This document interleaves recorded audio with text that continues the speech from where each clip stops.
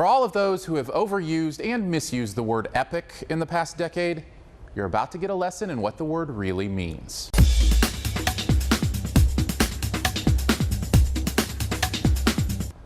Pacific Rim is the story of a not too distant future where the world has been besieged by gigantic mutant creatures from another dimension and are coming together as a planet to build gigantic mechanized robots to fight them.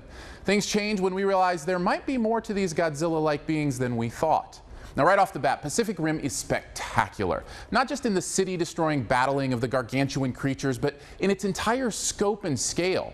Almost everything about what director Guillermo del Toro does here is compelling and interesting, and while it's not a surprise that he brought an incredible visual flair to the proceedings, I'm also impressed with how well he tied in such a powerful heart and message about community, teamwork, and relationships. Now, I promise I'll land on a specific best thing in a bit here, but there's so much I loved. I mean, come on, it's giant fighting robots against giant fighting monsters. It's like 10-year-old me willed this movie into existence. Okay, so let's start with the basics. The score is beautiful, the writing is clever, and the action is directed wonderfully.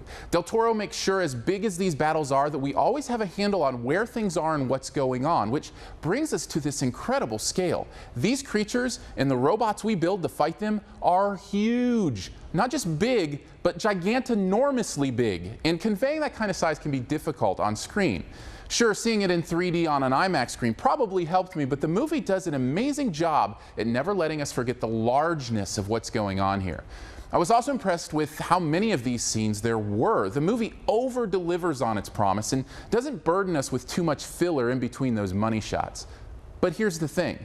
The filler was pretty good too. First of all, I love the message of Pacific Rim. There's this overriding theme about community and cooperation. It's beautiful and poignant.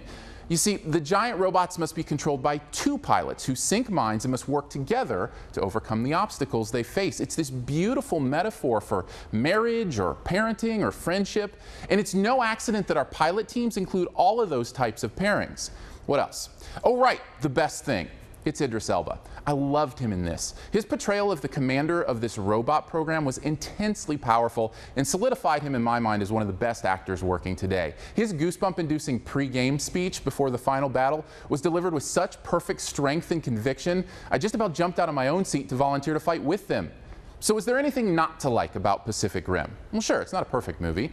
Idris Elba's grounded performance aside, most of the other characters do feel a bit over the top in this, and that gives the movie a bit of what I would say is the worst thing about it, the melodrama. This overacting can give the movie a sense of ridiculousness that can occasionally distance you from the reality of the character motivations. But look, the story's solid and it kind of pulls things in line despite that one flaw.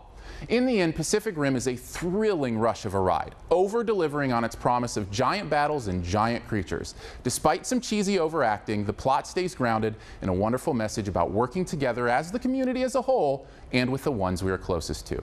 Pacific Rim gets an A. For more reviews, you can check out yourmoviefriend.com or join the conversation at Your Movie Friends Facebook page. And as always, feel free to subscribe at YouTube to be notified as soon as new reviews are available. Just click the subscribe button now.